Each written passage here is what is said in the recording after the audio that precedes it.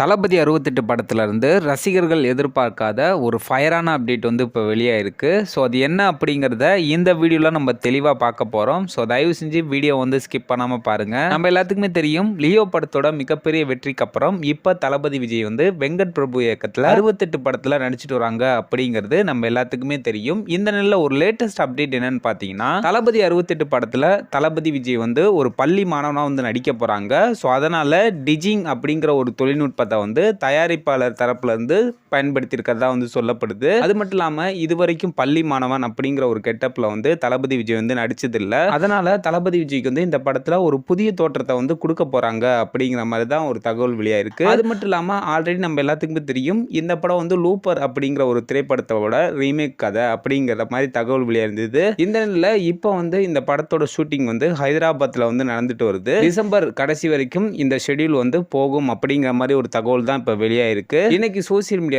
இந்த நியூஸ் வந்து பயங்கரமாக வந்து ஸ்ப்ரெட் ஆகிட்டு வருது.